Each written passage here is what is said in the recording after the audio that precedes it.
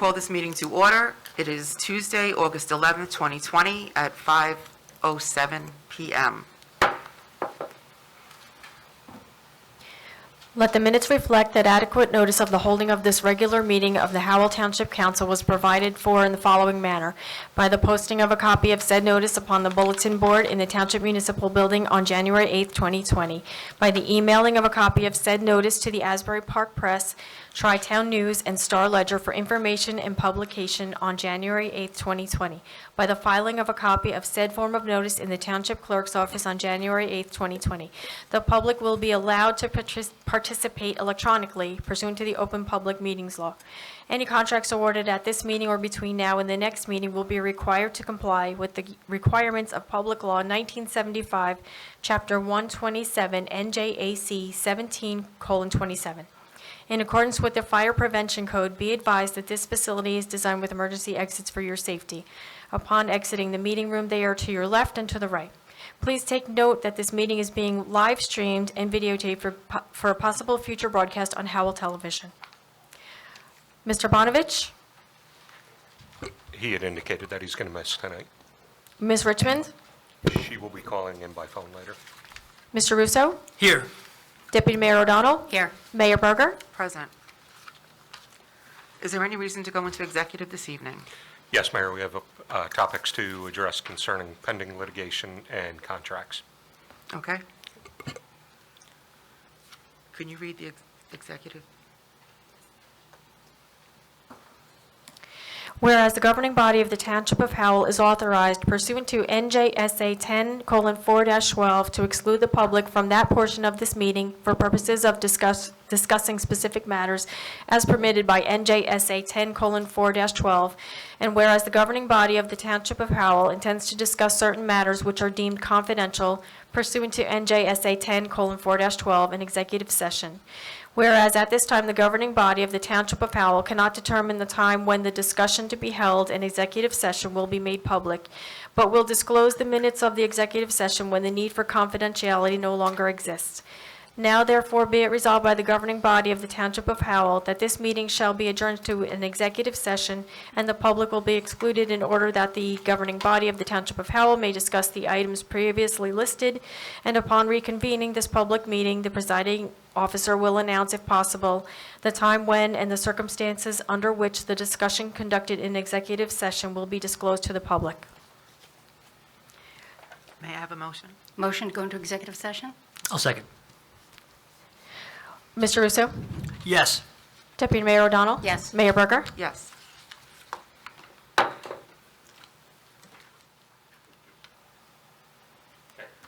Thank you. Good evening, everyone. I'm sorry we're a little late. We were in executive session. It is Tuesday, August 11th, and it is 6:30 p.m. And I'd like to open this meeting up.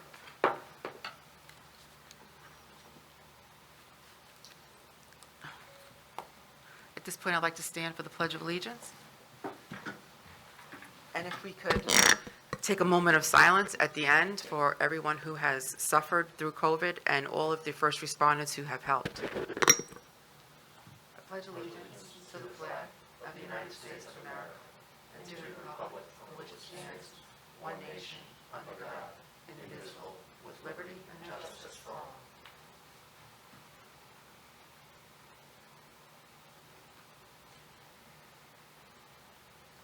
Thank you.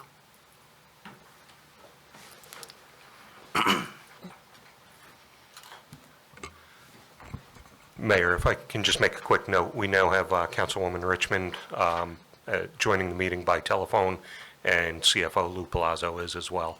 Okay, so Allison, please note that. Thank you.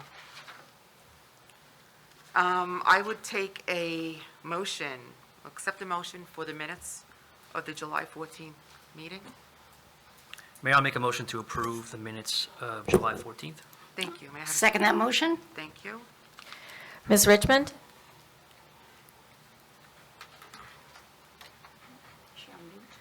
Pam, are you there?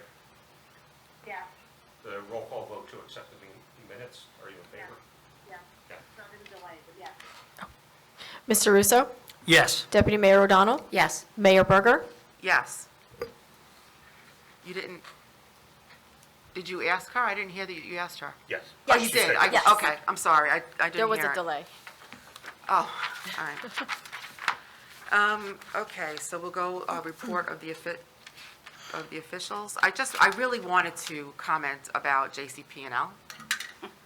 I mean, I know that they were in contact with us, but I think it took way too long for this process. I mean, and any emails that we had or phone calls were not very assuring. How do you feel? I would agree, as do a lot of our residents who have communicated that with us through various forms of media. I have been in contact with our government relations person from JCP&L. He expects that they're going to be planning an after-storm review in the near future, so we will But take an active part in that. Their response rate has not increased. I mean, Improved. 3.5 years I'm here, Right, and it has not improved at all. I would agree. And correct me if I'm wrong, but I understand their last rate hike was based on an infrastructure, which I'm not sure where this infrastructure took place, but it doesn't seem to have been in Monmouth County. So to say that I think Howell Township really was handled poorly, for me, would be an understatement. And because I didn't have Wi-Fi, a lot of the things I wasn't getting timely. But I will say that residents that did reach out was a matter of some medical equipment, not life-threatening. I know they could make arrangements for that. But air conditioning for the elderly, air conditioning for children that have asthma. I just think that JCP&L, and I'm sure this is the case for most residents, I write a lovely check every month for their service, and I feel that if this were any other commodity, no one would shop at their store. So when they have this meeting to review their past performance, I don't know who's going to go from how. I hope that it's our manager, but I certainly would be happy to explain to them how I feel how residents are being mistreated, and that they've had every opportunity since Superstorm Sandy to up their improve. game. And we have other companies we can go to, yes. I can write a check to First Energy or whatever, but it's their lines. And, you know, all the electric is coming in on JCP&L infrastructure. So what is the answer? Give us what we pay for, JCP&L. Give us a service that is at least what is anticipated, because this would be tolerated in no other genre. So it's not disappointing, it's disgraceful. If I could make a comment about the cooling stations. Yes. So there were a couple of seniors that were afraid to go out, to go to the senior center or to go to any of the cooling stations, but yet they needed the air conditioning. I know that this is specific around COVID at this point, but if we think about it, if any of our seniors have cancer or something like that, they try to stay away from groups of people not knowing if they're ill. So maybe we could just, I don't know, figure something out. I don't know what that is. But to accommodate maybe the seniors, I mean, I know that COVID, right now, it's crazy. Yeah. I'll But communicate that with our OEM. You know, it is It doesn't seem like it's going away. difficult so- for them to staff and have select locations that we know have power, or No, we I can know. make sure they have backup power. But But if there's, I I'll don't know. discuss that with them. I don't know what it is that we can do, but. Mayor, if I, Yeah, oh, sorry, go I ahead. was going to give You're good. Deputy Mayor. The other thing that I'd like to address that I feel is very important, of course, MRSA had a meeting not long ago, several weeks ago, actually, and one of the things that took place at this meeting was they were going to vote for a rate hike for connection fees. So how unfortunate it is for Howell that everyone voted in the affirmative except our two representatives from Howell who voted no. And in this particular case, we have a section of town, Freewood Acres, that it's a mandatory hookup for the sewer. And now in October, I believe it is, the rate hike will take effect. So I feel that it's an extreme undue hardship at this point in time for those residents. And I will say that I'm dismayed that the other people on the MRSA committee could not appreciate the position that our Freewood Acres residents are in with a mandatory hookup and now with a rate hike. So for the two people that voted no, our own representatives, I say thank you. And for those that couldn't appreciate Howell's position, I'm sorry that you couldn't see the residents' needs above the rate hike. I'm not even sure that it was completely justified at that meeting. I had seen no evidence of that. So again, I felt a little let down by our neighboring towns that couldn't find their way clear to at least give it maybe another look after the new year. But once again, I feel that those residents in that particular area got a little bit of a double whammy. So for that, I apologize. I wish we could have changed it. I know that the rate hike doesn't take effect until October. However, it still does take effect. So to our two representatives, again, thank you, and to the rest of the committee, once again, I've been disappointed.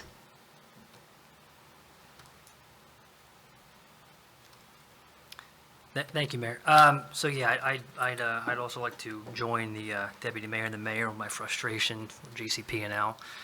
I personally was out of power for a very long time, and so was my work. So we had no internet and no phone for quite a while. How dependent we are, right? Very, very in this day and age. It's terrible. But while their performance and their infrastructure has been lackluster, our team here in Howell has done a great job, from our fire departments to our police departments, DPW, first responders, OEM, everybody, you guys over there and girls, thank you very much for everything you've done, getting us back up and running quickly and safely. I do appreciate all your hard work and all the volunteers that have opened up their homes to other people. There's a lot of stuff on Facebook about people opening up their homes to their neighbors, which was awesome to see. So thank you, and I appreciate that. With regard to the Business Recovery Task Force, there is a proclamation on for tonight, which is a recommendation from the task force supporting, which it states that we, as a council, would like to see our local businesses continue to practice safe practices within the CDC guidelines. With regard to an update as to our last meeting, Joe, do you want to cover that one? Because I was unable to make that one. No, so basically, what you see tonight, there was a presentation made of a potential sticker from the Chamber of Commerce. We discussed having the proclamation on tonight. And that's pretty much it. It was a relatively short meeting. We're going to set a date for the next one now that this task is sort of checked off and move on to other things as well. Awesome. Thank you, Joe. Allison, do you have that proclamation, or?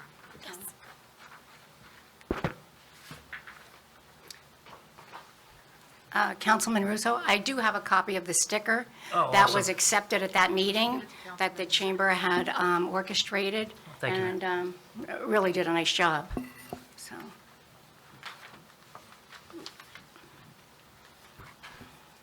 Oh, this is going to go on the window?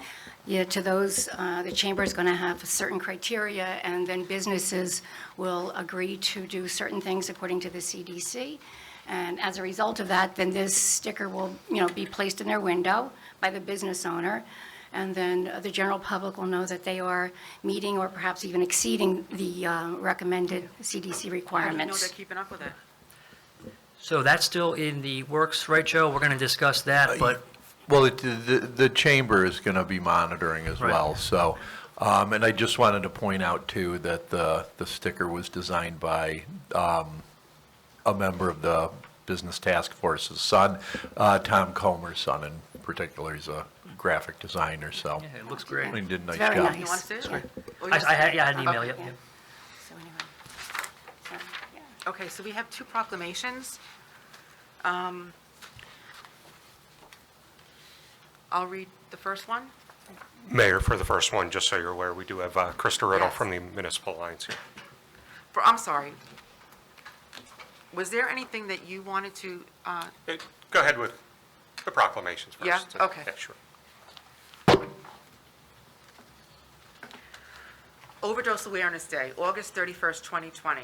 Whereas addiction or substance use disorder is a disease and discrimination associated with addiction must be addressed so no one feels shame or disgrace because of a drug overdose. And whereas prescriptions and illegal drug overdoses are now the #1 cause of accidental death in the nation, surpassing car accidents. And whereas, according to the Centers for Disease Control and Prevention, more than 50,000 people die annually as a result of drug overdose, and another 2.5 million are treated in emergency department for the misuse or abuse of drugs every year in the United States. And whereas, according to the State of New Jersey Office of the Chief State Medical Examiner, 3,006 people have died statewide from drug overdose in 2018, with numbers showing an increase for 2020. Whereas 36 fatal and non-fatal drug overdoses have occurred in Howell Township between January 1 and July 22, 2020. And whereas by acknowledging residents who have been affected by overdoses, we help the general public understand its effects on New Jersey communities, including Howell Township. And whereas practitioners, persons at high risk, family members, and others can save lives by learning about the signs of an overdose and how to administer naloxone, and then call 911. Whereas Howell Alliance for Substance Abuse Prevention and Mental Health Awareness remains committed to educating Howell Township community members across populations about substance abuse and overdose prevention, as well as stigma reduction. And whereas August 31 is recognized in communities around the world as the day to remember individuals who were lost to drug overdoses, to support their families and loved ones, and to reduce the stress, the stigma surrounding addiction and overdose. Now therefore, I, Teresa Berger, Mayor of the Township of Howell, on behalf of the governing body, do hereby proclaim on August 31st each year from now forward as Overdose Awareness Day in Howell Township, and urge all residents to learn about substance abuse disorders as a disease, to aid and support those who are affected by it, to encourage those with substance use disorders to seek assistance, to reduce the stigma surrounding substance abuse and overdose, and to participate in substance abuse prevention education efforts across all of our community's populations. That was a lot. I know, I'm all the way after the state. Am I allowed to say a few things? Oh, absolutely. Come on up. Come on up to the podium, Chris. I don't need a mask, do I? No. So I have a flag here. So you know I'm always going to take an opportunity to speak if I get it. So here I am. Thank you for the opportunity and the proclamation. So we decided at the Alliance this year we can't have our usual candlelight vigil at Echo Lake as we've done for like 3 or 4 years because of social distancing. So the proclamation is a way to honor people who have been lost to overdoses and also to call attention to our prevention efforts. So our campaign this year for Overdose Awareness Day and then overdoses in general, you see I have a purple flag here. We're participating in Monmouth County's Prevention First. Any municipality that wants to participate, they're giving 99 purple flags. We're going to put those out front near our banner. There's going to be a sign of explanation, and then we're going to put our Project Medicine Drop banner back out. So that'll just be for 2 weeks, and then we'll take them down. Thank you for the permission to do so. Also, there to date, as of today, there's 38 fatal and non-fatal overdoses in Howell. The numbers are higher this year because of COVID and the restrictions with social distancing. People aren't going for recovery and treatment programs. Also, part of our campaign this year for Overdose Awareness Day is going to be clean out your medicine cabinet reminders. So we have the drop box at the police department, which is anonymous and 24/7. We are distributing free Dispose RX packets for at-home disposal. We've dropped off a ton to the senior center, so thank you to Melanie Decker for getting those out. And also, we have the Howell Police doing at-home pickup, so if you have any unwanted medications, you can make a call to the non-emergency number 732-938-4111, and they will come pick it up from you. So also, we did a Survey Monkey survey we just put out yesterday, and we had about 30 responses already, gauging stress and anxiety, depression, and prescription use during COVID, seeing if there's spikes in how and how we can address it through our programs. So that's it. We're going to go with press releases and social media for all of this from now through to Overdose Awareness Day. But thank you. Thank I you. appreciate Thank you, your Chris. support, and here's a sample of the purple flag. Oh, great. Thank you. Krista, what kind of action has the PD seen in terms of asking for a collection of medications? I have to tell you, I've gotten a spike in calls. So that, I've gotten a call with people being much more aware of disposing. But I don't think a huge amount of people do call for the police service. I can get a number from Captain Starro, but I don't think it's above like 10 a year. But we launched that last March. And it's just another way to call attention to getting rid of your prescriptions, you know? So it's important for people at home to know that if you can't get to a drop box, if you call Howell Township Police Department, an officer can come by your home and pick up your unwanted medications. Yeah, and as far as we know, we're the only municipality doing that. I believe you are, Yeah, so- because you're always in the front. Yeah, and that was Captain Starr's idea. I can't take credit for that one, but, you know, we collaborate well together. Another source of calls for me during COVID's been vaping, because parents now know with their kids at home that they're vaping. And so for smoking cessation resources, that's on the uptick too. So, well, thank you. I appreciate Thank you your so support. much, Chris. Thank you. Thank you, Mayor.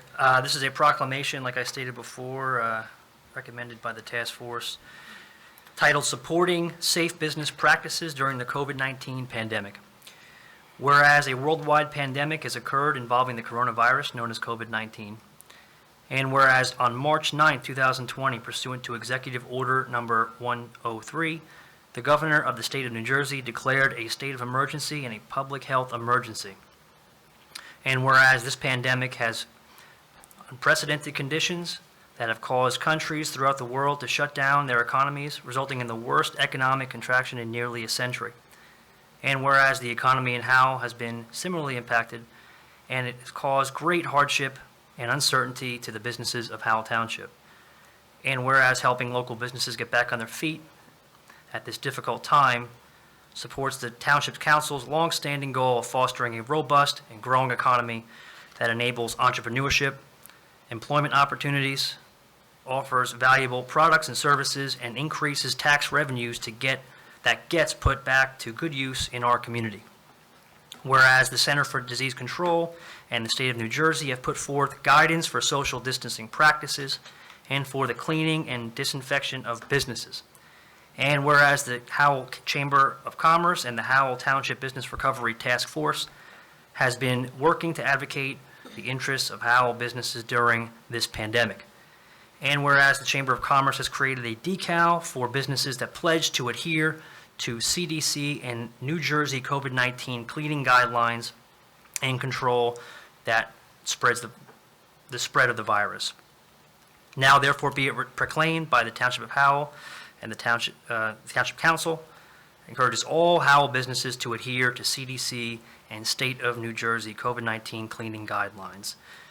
Be it further proclaimed that the Township Council recognizes the efforts of the Chamber of Commerce to work with local businesses and help prevent the spread of COVID-19. Thank you.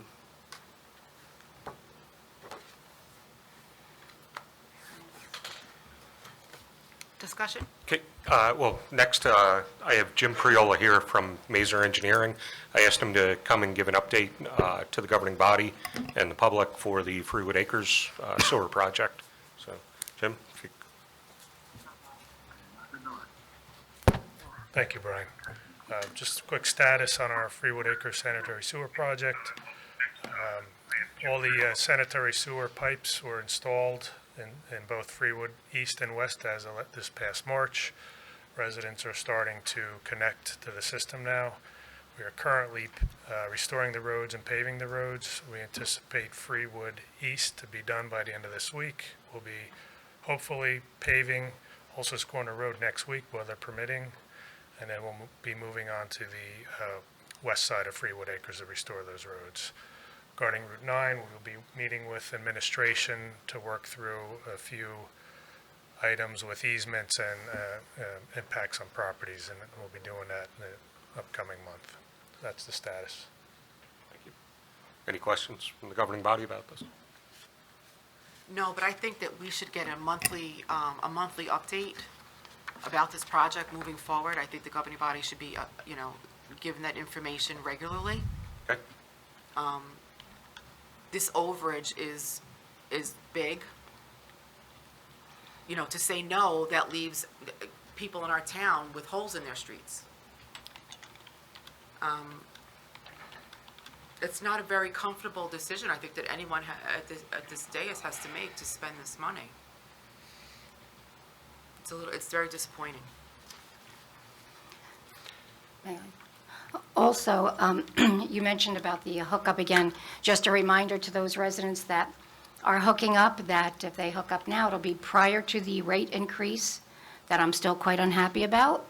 But if they do it before October, they will at least not have that increase as a burden. So thank you for reminding me once again. Thanks, Jim. As a few quick comments, we have had a number of residents that have been connecting already to our, the sewer and water. A large number have been taking advantage of the affordable housing funds that some may be entitled to. And so everyone is aware. If you recall, we're going to be mailing out a notice to those residents. Once that notice is mailed, they will have 1 year from that date to connect. We have not yet mailed that notice out, so we've been trying to hold off for as long as possible, but we may have to do it shortly. When that notice goes out. That's all. When the notice goes out, can there be a little informational thing about the rate increase effective, I believe it's October 1? Sure. Just a little reminder that they can save themselves a couple of $100, I believe. Yes. All right, thank you. Okay. And then the only other things I had, we've had a number of questions recently about Howell Day. As you're aware, we're trying to have it, but we're weighing a variety of factors, the expense to the township, whatever the governor's orders are, or may be at that given time. So we have not made a final decision about that as of yet, but we should be making the call within a week or so, and that will be published through social media and our website. I already filled you in about JCP&L. I'm expecting information on an after-storm review coming. And then also, as a result of last week's storm, DPW will be doing another township-wide brush pickup. There's information available on our website as to the zones that they're starting in.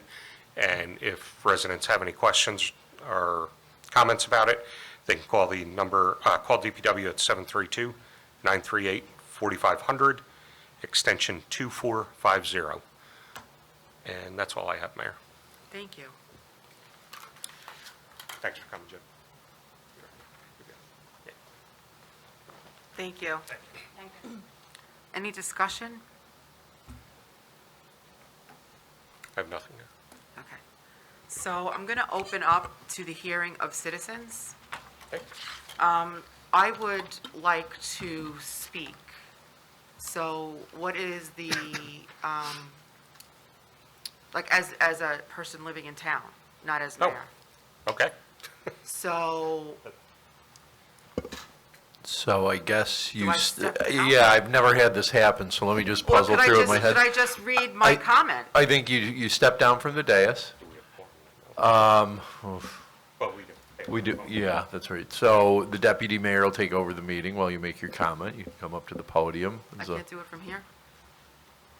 No, because that's the mayor's seat. Okay. Oh, You're connected.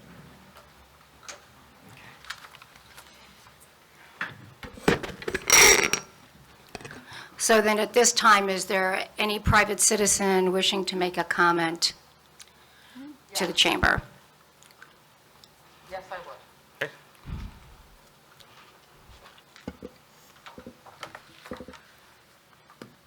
Just give me a sec.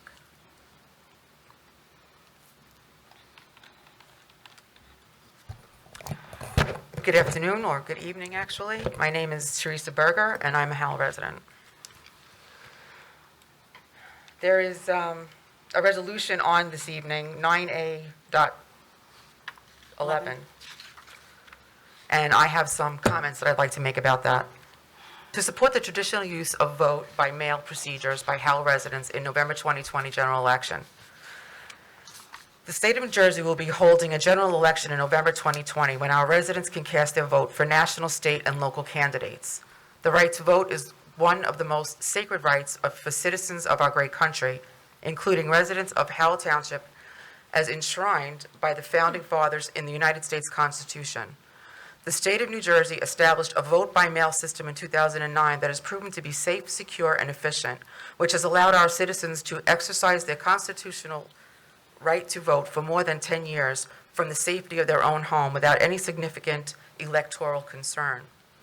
And there's currently exists a highly contagious global pandemic known as COVID-19 that has resulted in the death of over 160,000 people in the United States, including 15,840 in New Jersey.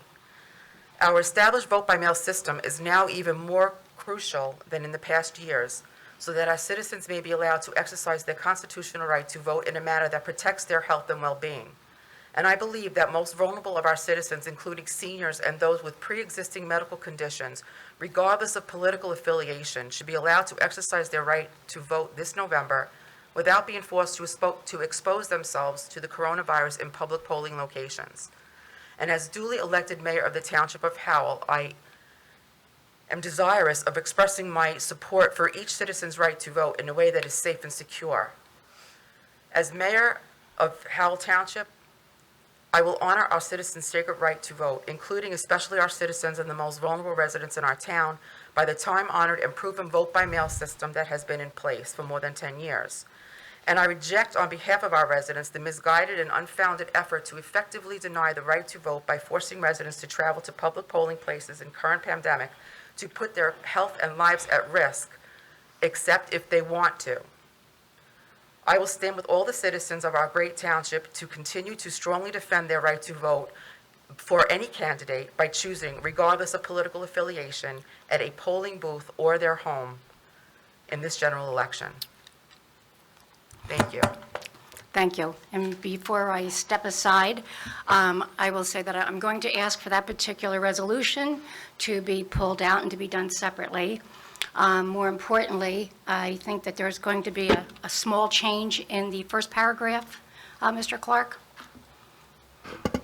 Yeah, so we can amend it. I think that there's, just looking at the comments that have come in, and I know that the both of you have spoken to me, there's an intention to better reflect the sentiment that all forms of voting are supported, and that what is being rejected is the use of mail-in ballots exclusively for the election. And so I think we can make that change relatively easily. So we can do it by amendment to 9A11 when it comes up for the vote. Okay. Because an absentee ballot, a mail-in ballot, and vote in person are really three different things. And as always, anyone can request an absentee ballot and are welcome to do so if they feel that they need to, for whatever their reasons, vacation, illness, precautionary as to the COVID-19. But a massive mail-in ballot, as we had with, with the primary, as we know, we had to bring in the National Guard just to count the ballots. So we certainly weren't prepared for that as a community. But the absentee ballot has always been a possibility and still remains so. But I'm sure we'll talk about it further. Would you like to come back to the dais? Sure.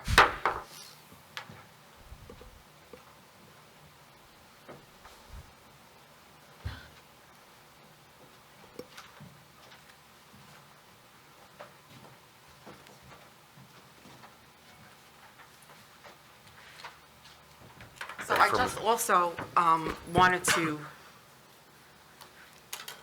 comment that I did ask, I felt that this was a bit of an emergency, and I did ask that my proclamation go on. So according to our code section 2-514, in an emergent situation, I can approve anything to go onto the agenda. I felt that this was very important because I felt that this was stopping people from the ability to vote both ways. And this is why I read my... I understand, Mayor. I've received direction from the entire governing body, yourself included. I absolutely understand. To not have any last-minute additions. But I was told that everybody reviews the proclamations. I did not see the two proclamations from today. So you tell me, how does everybody review them? Joey, I think you're the one that told me that all the proclamations go to the council for review. So what the document that you circulated was called a mayor's proclamation. Wasn't my question. But your question Answer my question gets a first, little bit please. of a longer answer, and I'll get to your question. by explaining the situation. It started with you circulating something that's called a mayor's proclamation. Now, under the Faulkner Act, there is no such thing. We have resolutions, we have ordinances, and this is coming to answer your question. We have proclamations that are the product of the entire council. So nobody gets to submit their own individual document. That's why we had the proclamation for overdose awareness, and we had the proclamation for the business task force. But you told me that everybody looks at it. I didn't see either one of those two proclamations. Did you get the agenda?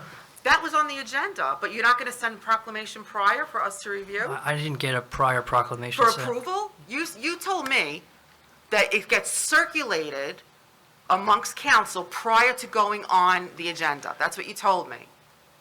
No, it gets circulated as part of the agenda. Everything goes to council. And if you have an objection to it, then it can, you understand a proclamation's different than a resolution and an ordinance as well. Understood, but that's what you said. I have it in, we texted back and forth because I asked you about it. But again, separately, there is no such thing as a As? mayor's proclamation, which is the document that you Understood. submitted. That's fine. That's fine. So there's a But proclamation, and I you can submit them. I can submit something to the agenda Of course. according to 2-514 of our code if I felt it was an emergency, and I did. Would you like me to read it? But again, it should be a proclamation, a resolution, or an ordinance. It should be something recognized under existing New Jersey law. A mayor's proclamation is not, and I'm sorry. Joe, you could have said to me, just change the title, Teresa, and I would have changed that title. So, I mean, you're, right And on now, top of it, though, I you're mean- arguing with me about a title, but that's not what this is about. The resolution went out last Thursday with the preliminary Yes. agenda. And that's the day that we lock down the agenda typically on Thursday. I didn't The hear from you proclamations until were included Monday in that as well, afternoon. Just as a side note. That's not what I was told. I was told the proclamations, before they go onto the agenda, is sent to the governing body, as well as the resolutions. That was done on Thursday as the draft But that's, agenda. I was told it's sent to the governing body prior to go on the agenda. Is that what you told me? Should No. No? All right. No, everything is circulated. continue We to get argue everything about on Thursday is the lockdown day for the agenda, as you all know. We've been over this many times, including this year, when things were put off at a meeting Absolutely. because it wasn't submitted on a Thursday. I am the one who continues to say it should not be added if it's not an emergency. Right. Mayor, I did send you an email today asking was this an emergency? Because Brian, absent- I'm very sorry, I did not see if you did send it to me today. I really had I was dealing with an issue at work that I Okay. could not leave. When you did send that at 11 o'clock this morning, I followed up and said, is there some emergency circumstances with this? Because the governing body as a whole has directed me no last-minute agendas or agenda items unless it's an emergency. Absent that, I said, if there's a consensus of the council to add it, I'll do it that way. And I had also asked to, if you were going to be in attendance tonight, you did respond to that part of it. So I did ask if there was an emergency situation attached to this. Actually, I didn't get a I said response. yes. So.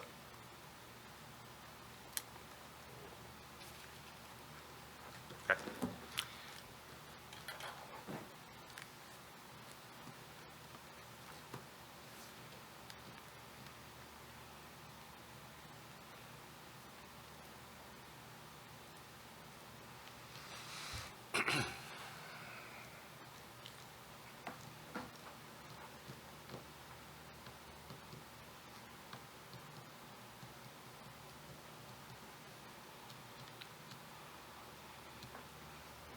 Well, I don't want to continue. There are people who are waiting to have their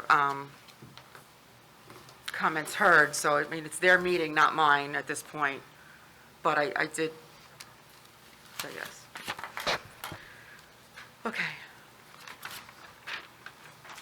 Would you like to begin, Yes, public comment? please? Okay. First item I have from Andre DeGarmo, a resident submitted by email. These questions have been open since May 19th. Let me be clear, these are not comments, these are questions, and questions require answers. Mr. Township Manager, the information you have provided thus far is light and has not answered the questions. His questions: how many cubic yards of material are allowed on the property? He's referring to the resource engineering. That was in the subject line. How many cubic yards of material are currently on this property? What are the required setbacks from the road, both Randolph and 547? Have the taxes been paid up to date on this property? Have we identified how the Verizon-owned utility pole that was knocked down causing a power outage to the area? I think we can all agree that there's a huge difference between an automobile leaving the road and taking out the pole and a careless industrial accident taking down the power to the area. I look forward to these questions being answered in full. Andre. I've had some communications back and forth with him. A lot of the questions of the property need to be addressed to Monmouth County, who handles the inspections. In fact, I had even given him the contact name and their contact information. As far as taxes, I couldn't tell you. I suspect he knows the answer already because previous emails he indicated that they were not. And then just recently, I had received information about a pole in the area that was struck. It was a different one that the police department was able to locate. It wasn't the pole that he had referred to, though, so I'll forward him the information on that. Next, Jen Sarnell, submitted by email. How about the Howell Tree Lovers Committee start allowing us residents to pay to remove a tree on our property without having to jump through hoops? How much less damage would residents have had after the storm if they were allowed to remove a tree they wanted without all this nonsense? We pay an arm and a leg in taxes and in some cases can't remove a tree that's too close to a structure of our home without being granted permission and then being told what to do in its place by the town. It's my property taxes. I shouldn't have to ask for approval to remove a tree on my property. So what is the process? There is a permit process. It's a small amount that's required. I believe it's $15. And the intent of it is to make sure we don't have people just completely clearing lots of trees. Well,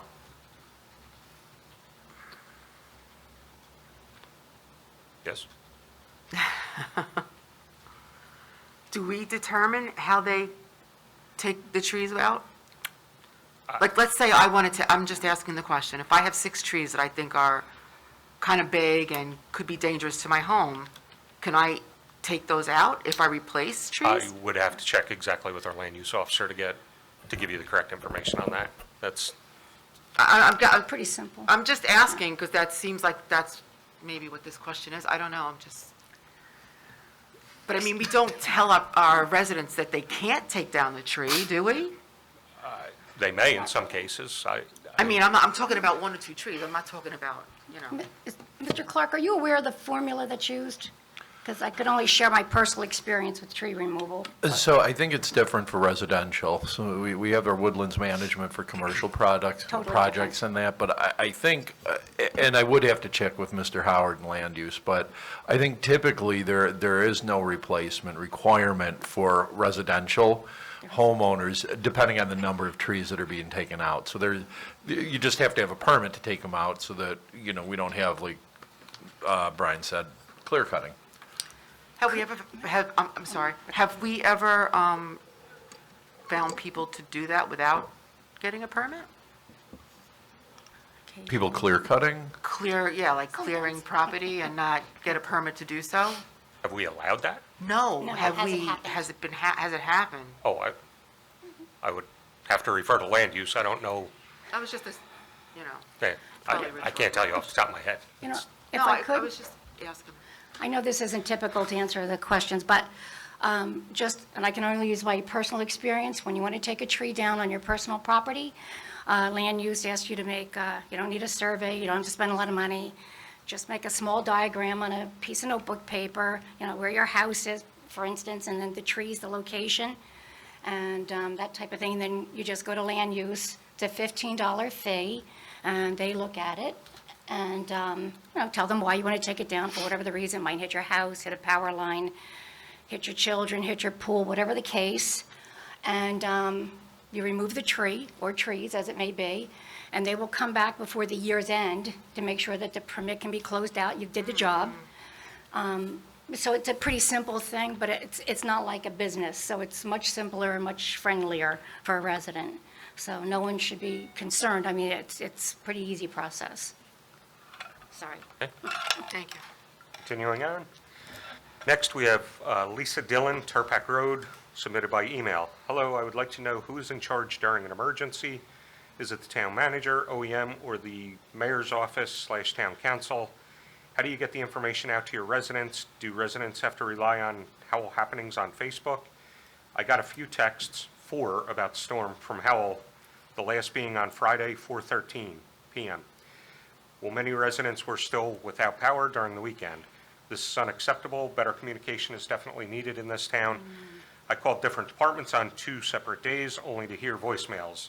I got a call back and was instructed to call the Office of Public Utilities, which is closed due to the pandemic.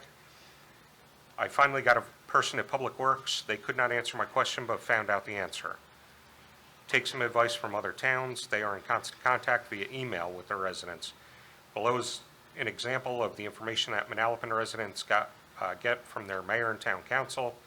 The detail shows they really care about their residents. They even have an email, phone number to text their mayor directly, and they keep their residents informed over the weekend. And then she goes on several quotes from, I guess, that they had posted. At this time, 50 residents who remain out of power. Your power may be out due to a problem in your individual home. If your neighbor has power and you don't, please contact JCP&L and make sure you have an open ticket. Text your name and a telephone number that we can reach you, and your confirmation number to Deputy Mayor Susan Cohen at 732-239-5986. That's from Monday, 8/10. As of 4 p.m. today, there are 3,821 customers in Manalapan still without power. We received a list today of streets that have reported outages. Please read it to the end, as it is not in alphabetical order, and make sure your street is included. If you still do not have power, if you do not see your street on the list, please text just the street name to Deputy Mayor Cohen, at the same number. List of street outages. Previously, we received the below information for residents who are on life support equipment or well water. Please see the application below and let us know if you have previously filled it out. We've never received a list from JCP&L, so we would like to hear from you if you filled it out prior to this storm. In addition, a list will be provided to county and municipal offices of emergency management. That was from 8/7. I have a question. Yes. Do we update our website? We had put messages out through our website and through Facebook. And Do we do any blasts?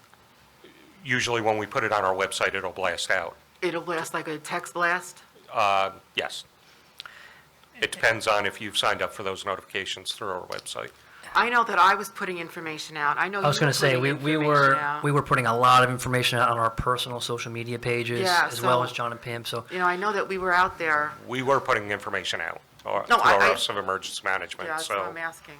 and No, I mean. It does become problematic when we have so many different forums that, to make sure we have the same information out Right. through all different platforms, that does get troublesome, but, Well, when we get the information from OEM, that's what, the information that we were using. yeah.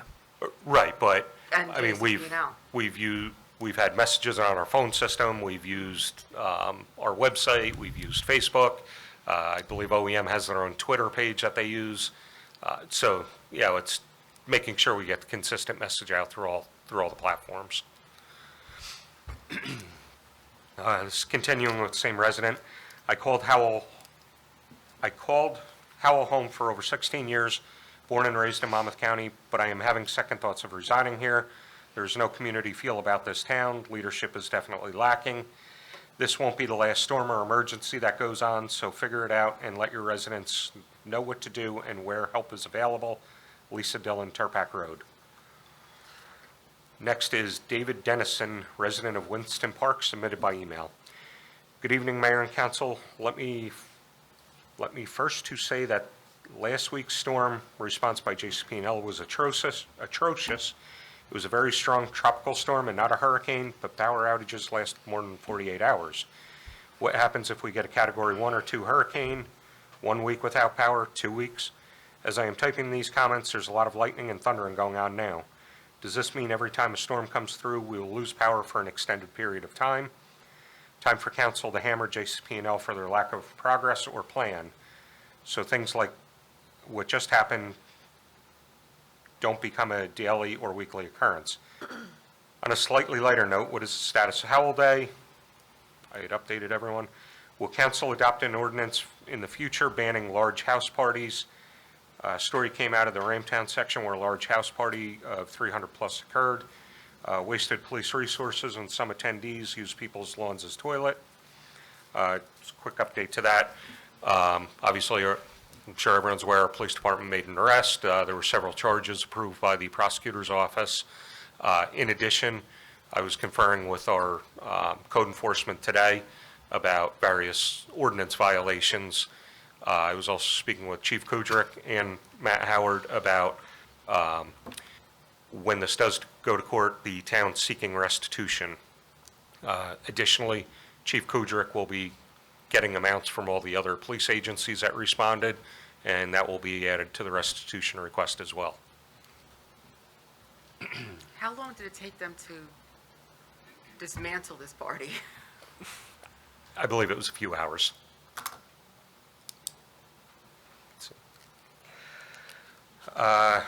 Next. Yeah, they charge money to get in. Question crazy. for Mayor Berger. On videos you did last week, there was a Marx Brothers statue of sorts near you on a table. Where did you get that piece? eBay, Amazon, flea market?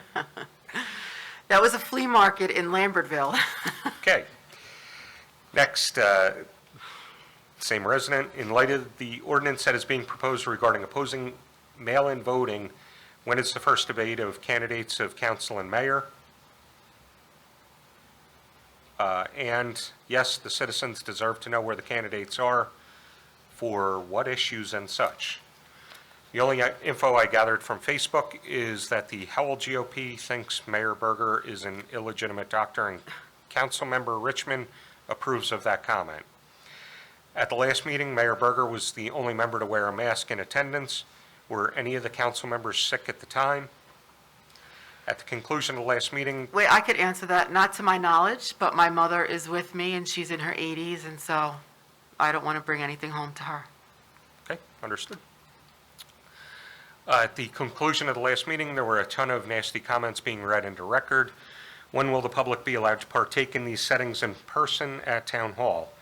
The reason I am saying this, a lot of questions were left unanswered and some could have been answered but weren't. As elected officials, it is our responsibility to represent, educate, inform what is going on. On one last note, any plans to erect a fence or barrier of the Town Hall property, meeting up with the Southern Fire Department. Right now, there is a speed bump and cars fly through the Town Hall lot and exit onto the Southern Fire Department property to go through the New Friendship jug handle. While approaching the green light, I noticed a car speed through that lot and end up on the jug handle. I beeped at them and they gave me the one-finger salute. On that note, I expect at the next council meeting that there's an ordinance on whether trick-or-treating for Halloween will be allowed. Thanks and have a great day. Next, we have Elizabeth Banwell, 316 Ford Road, submitted by email. So could I ask, what are we doing about Halloween? Is Halloween canceled? Not as of yet. A lot of did it you is cancel subject Halloween? to the governor's executive orders that we, as you know, have to comply with. Oh my God, that's like, for kids, that's like, I know I know Tom's River already canceled their Halloween parade. Did they? Yeah. Yeah, there's a lot of, large events that are already being canceled well into the fall and even winter. yeah, I know, but Halloween. Me personally, I want things to return to normal, so that's why, like even Howell Day, I'd prefer to hold off on, we're waiting till as late as possible to make a decision, but, obviously we have to comply with the governor's directives, whether we agree or not, so. Okay. Continuing on, Elizabeth Banwell, 316 Ford Road, submitted by email. I firmly oppose the proposed council resolution against voting by mail. The mobility challenged, the sickly and immune compromised, the employed and the very busy find it much easier, including my husband and myself. I am so glad New Jersey is forward-thinking enough to have had voting by mail in place already with its paper trail and reliability. Signed, Mrs. Elizabeth Banwell, 316 Ford Road. Next, submitted by Barbara Dixell, resident, submitted by fax. School tax. Howell Township Board of Education is out of control. I read our new tax bill, and it as follows. From 2015 till 2021, we paid $10,253.17 for district schools K through 8. We paid $3,936.02 for regional tax for 2015 to 2021. The school taxes for 2015 to 2021 came to a total of $14,189.19 for Jerry and I. Why? Senior citizens who have no kids in schools and are in our, I'm not sure what this, should never be charged school tax.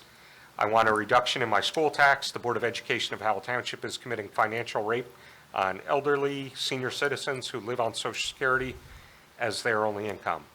You are taking food off the tables of many elderly residents in Howell. They are not able to pay all of their bills every month.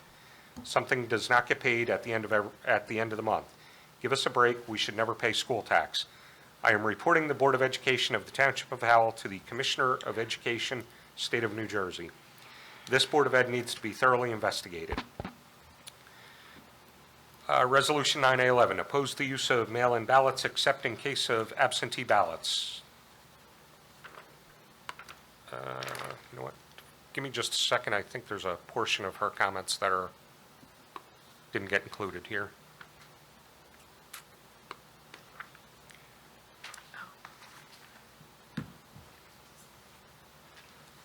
Do you have?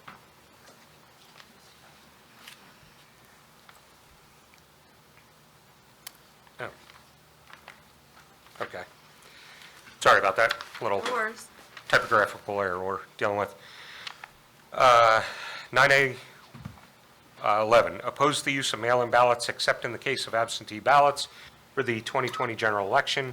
You cannot pass this resolution. This is a show vote only.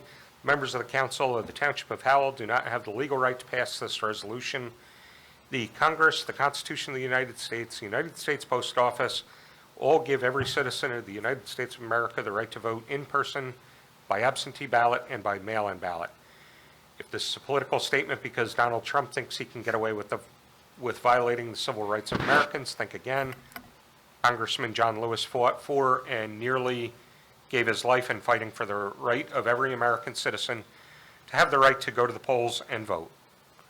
When you were elected to this council, you swore to uphold the Constitution of the United States of America and the Constitution of the State of New Jersey, and to bear true faith and allegiance to all, so help me God.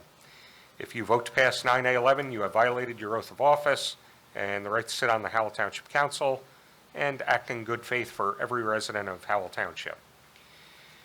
Whichever one of you council members vote for 9A11, get off the dais now. The citizens of Howell do not need you.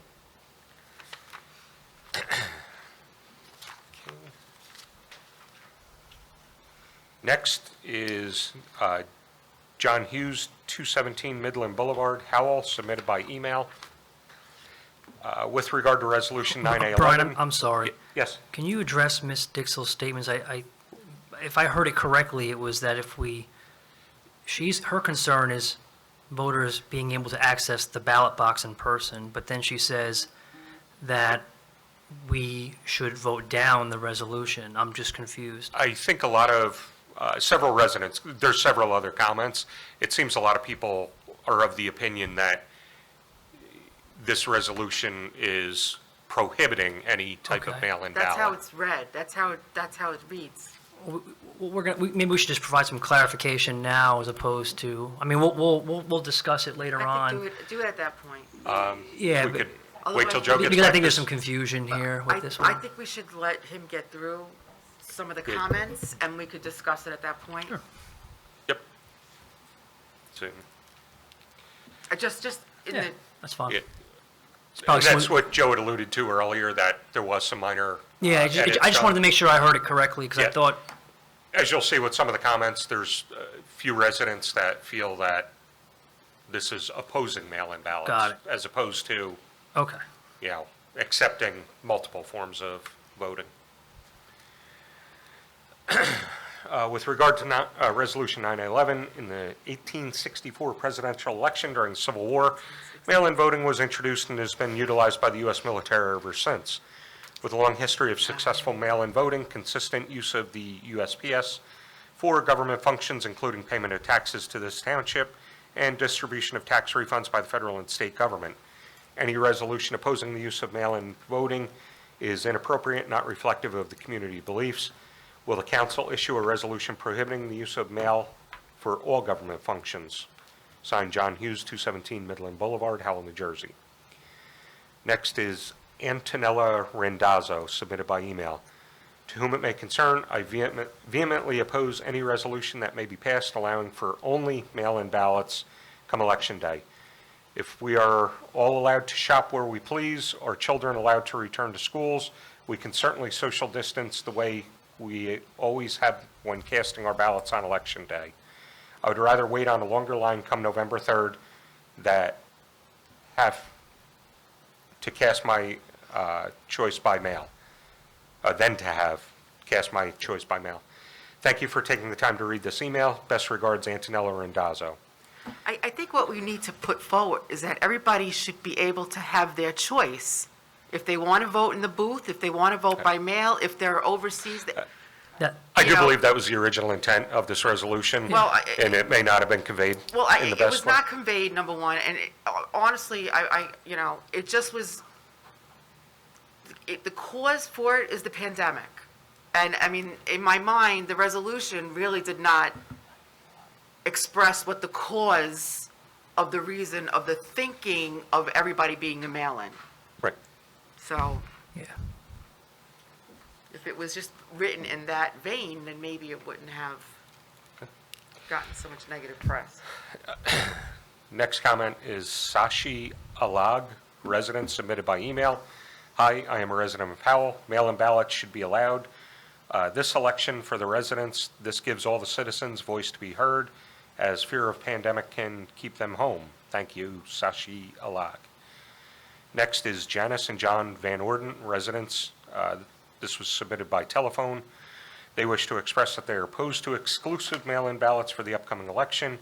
There is no reason people who want to vote in person should not be allowed to do so. There's too much opportunity for fraud with exclusive mail-in ballot voting.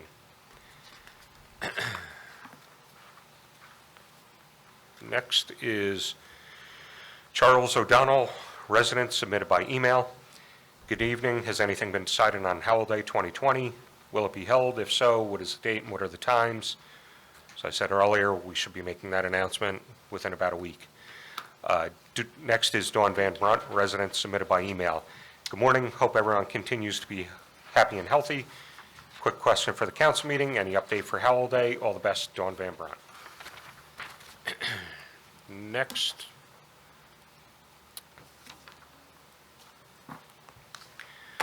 I have Andrea Younger, submitted by email. Dear Mayor and Council, on May 5th, 2020 and June 9th, 2020, I sent in public comment for the meetings regarding the state of the township report the township manager is required to do according to the state under our form of government. At the May 5th, 2020 meeting, the only response from the dais was received from Councilwoman Richmond when she stated the manager isn't required to do the report. He does monthly reports for the council, and I can Oprah those like I do other things. As if this is an appropriate answer by an elected official or makes fiscal sense. I don't know if that quote is accurate, but at the June 9th, 2020 meeting, nobody acknowledged the comment or gave the courtesy of a reply. To refresh, here's what's required of the township manager according to the state. Please read the highlighted section. The municipal manager shall, goes on, she copied the entire state law into this. Could you And then- give me the law, the number? It's 40:69A-95, and at least once a year, make an annual report of his work for the benefit of the council and the public. As I've said several times in the past, I do give an annual report in conjunction with the budget introduction. Just because Ms. Younger doesn't feel that it meets her needs, doesn't mean that it's not completed. Is there any criteria of what this report is supposed to be? So I've looked into this, and there is not, There's no criteria at all? none. It could be The- anything that the manager feels relevant. Well, the section that she highlighted that references this report, I'll read the entire section. It's section G. Recommend to the municipal council for adoption such measures as he may deem necessary or expedient. Keep the council advised of the financial condition of the municipality. Make reports to the council as requested by it. And at least once a year, make an annual report of his work for the benefit of the council and the public. So let me just be clear then, too. There's no recommended format for it in there. So this references the financial condition of the town. I feel it's appropriate upon the budget introduction. I highlight the previous year's budget and what I'm introducing for the upcoming year. By any chance, do you have something, Joe, that from another town? Like, are we doing? I don't. I can look to see what other Faulkner Act I mean, municipalities are just and to what they see do if there. we're So, on the right target? you know, I know that it's probably all over the map. I know that there was some indication that a prior manager did what we would think of as a more formal annual report. I think some probably do less formal. I think some probably, it ends up kind of being what works for that particular municipality. Brian, is the PowerPoint that you create every year, is that published? Yes. So it's on the website, it's Yes. on everything? Yep. That's the report that he gives us. Right. Yeah. So it is, I just want to make sure that it is published for the public to Yes. access. And the video of it is on our website as well, of Okay. the meeting. Continuing on with her comments, since that time, I have done some research and found something very interesting to me that I'd like to address to Councilman Russo. On January 25th, 2016, then resident Thomas Russo got up to speak at the council meeting, the very meeting that then manager Jeff Mayfield gave his State of the Township report and couldn't praise the report more. Asked if it would be put up on the website for people to see. When he was told yes, he was very happy. He also made some other comments about it being great to see it all in writing and that you cannot appreciate all the work done until you see it. I have attached the minutes and the little over 2-minute video when Councilman Russo spoke. Please read the minutes into the record and play the video for the record. Here's the link.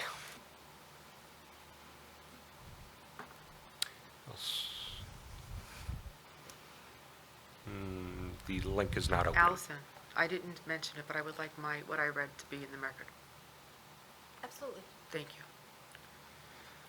And then she highlights the minutes from January 25th, 2016, where it says, Tommy Russo, Mr. Russo asked if the State of the Township will be available to the public, stating that he is impressed with the accomplishments of the governing body.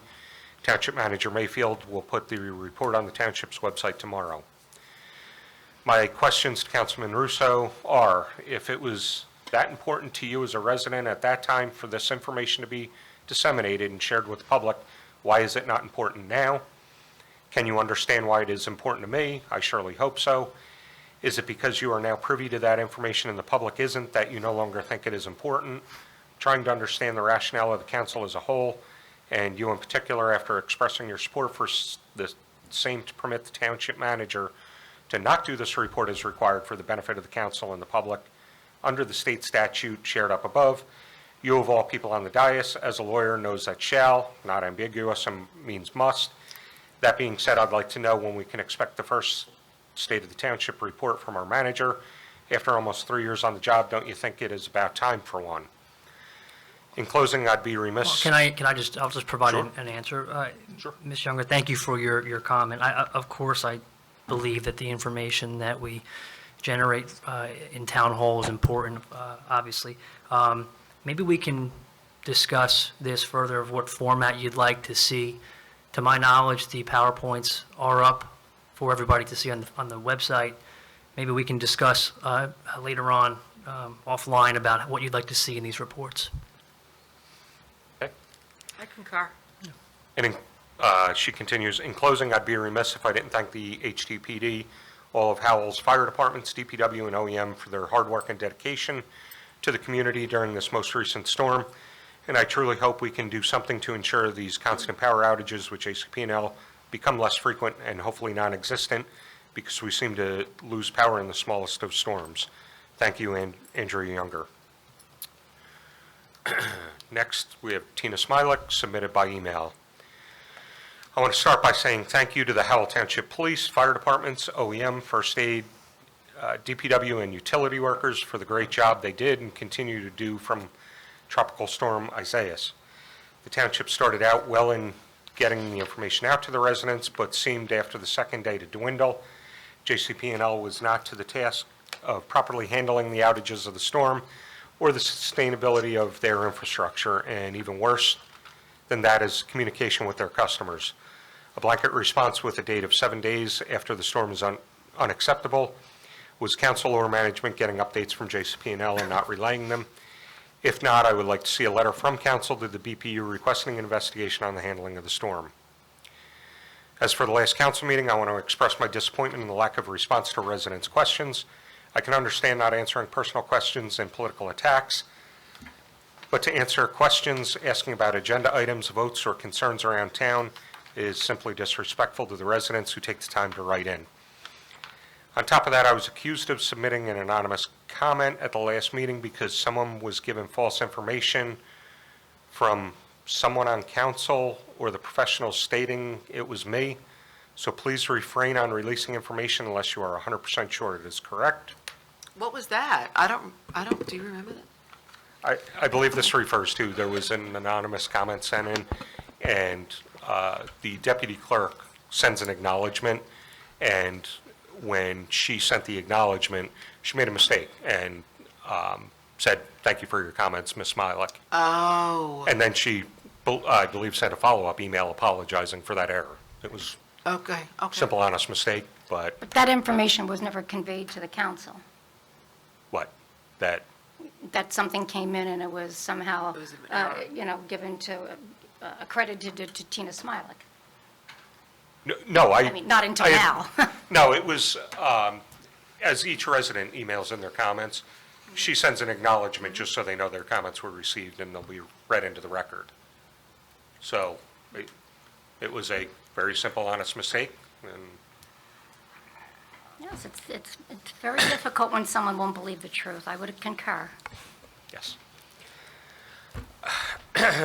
All right. Under the new management, this town seems to have taken a turn for the worse. I've had my difference with Jim Herman, but I always acknowledged his experience and proficiency in the town. Not once did Mr. Herman ever not answer a resident's question. I guess that's because he came prepared and confident of his understanding of the subject matter. I would like to know when he will be back to work. She's been addressed with regard to those comments in the past. No need to do it again. On top of that, we have Deputy Mayor O'Donnell and Councilwoman Richmond Oprahing the mayor's emails and other information. It seems the two of you cause more division and drama than you do actually focusing on township business. This town has so many ethical issues with employees and other council members, plus all the previous issues with the tax collector and code enforcement. I would like to request the Howell Police to bring in an outside investigator to straighten out the issues. In-house investigations by those who are contributing to political parties is not getting the job done. Also, a forensic auditor needs to be brought in. If you as a council are not willing to open the books in the township for an external investigation, then stop wasting employee time and taxpayer money to play your political games. Talk to each other. We, the residents, deserve better from your behavior. Have we ever done a forensic audit? We do have an audit every single year. You have an audit, but not a forensic audit. It's a different audit. I'm aware. I'm Just not asking. sure which financial issues she's referring to, but I know several years ago, we did have an issue with an employee with some criminal activity. I believe there was a forensic audit done of those books. That's the last that I would know of. I'm sorry, you done with that particular question? She has another 2 pages, So but yes. before you go further, I'm not aware that I opened any information, so I really don't know what Mrs. Smiley is speaking to. Okay. Where's the budget at with the current pandemic going on? If we are down, how much are we down?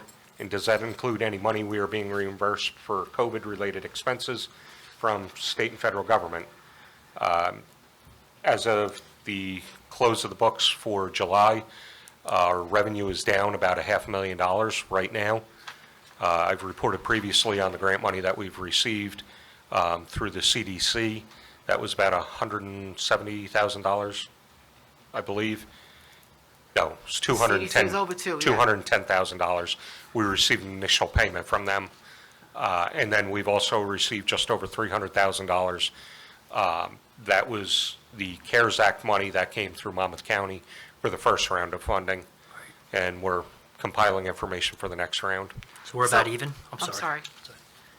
Oh, we're even? We're about even with the, I mean, our revenues are down. We can't really count that grant money as, Well, you could count it onto the line, right?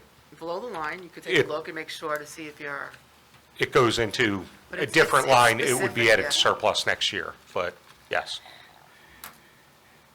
And there has been talk about them modifying the legislation, because as you know, when we do our budget, we can only anticipate the amount of revenue that we had brought in the previous year. They are talking about waiving that requirement for next year's budget, as many towns are going to face an issue with that. could I ask, I'm sorry? Sure. We're down $500,000 from January? For the year to From the date. budget? In comparison to last year, Okay, so from What last we're- year, we're down half, that was what my we were question. anticipating, yes. As to questions, some are repeats, and I will continue to repeat until there are answers. Are people appointed to boards required to inform the town if they move to confirm residency? Has Walters Group started to take applications? Well, so if you're not a resident, you can't be on any of the boards, can you? Right. Do we monitor that? They are required to notify us. Do they do that? I'm not aware of anybody that's moved out of town that would have been precluded from being on a board because of that.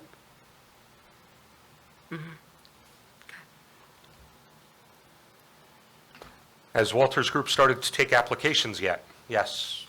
They were going to host an informational session at the beginning of pandemic. That's been held off for now. I still have not seen any information released by the town or the builder, so Howell residents can apply. If Howell taxpayers are paying the pilot on this, I urge you to get the information out to residents that might need it. Have we put the info on the website? There is information out there. And has this info been shared with our veteran services who may have veterans in need? Yes, because they do get preference. We were told that they would have preference, and how are the people affected by Hurricane Sandy made aware? A lot of Sandy funding went into this project. I requested meetings be opened back up to the public yet, received no answer. There's plenty of room to social distance.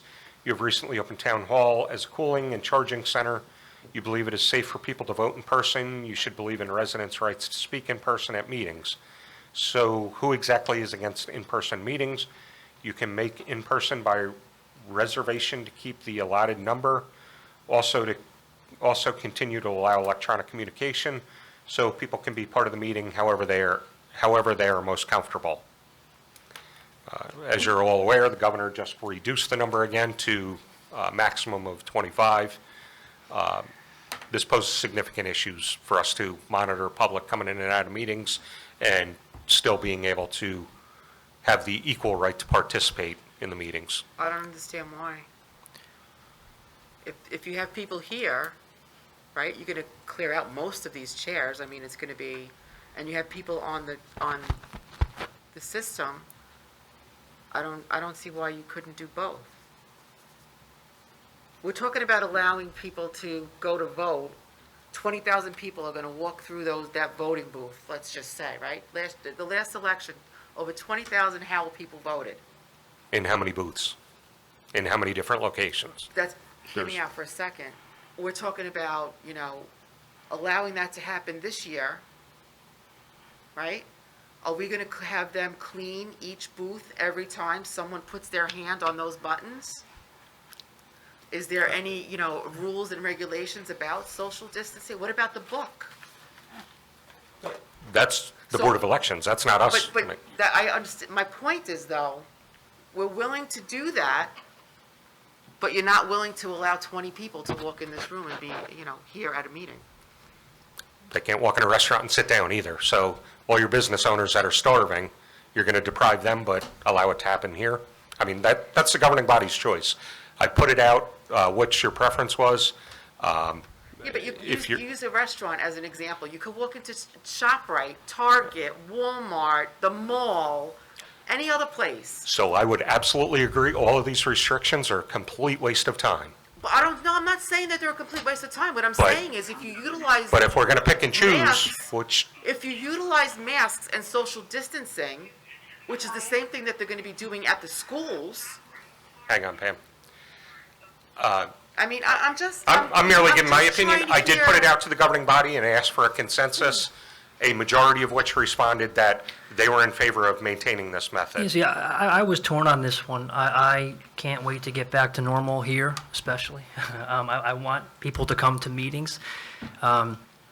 What got me was that spike in that, I hear that's you. what got me. And I hear you. But also, God, heaven forbid, COVID gets traced back to somebody at a meeting. I don't, and one of our elderly, residents, you're- that would kill me. You're That- right. That would You know, kill me. you're right, And but that's You're why kind I. of flip-flopping. No, listen, a little bit. no, I've been pretty consistent. I think that it's a case-by-case basis. It's not one-size-fits-all at all.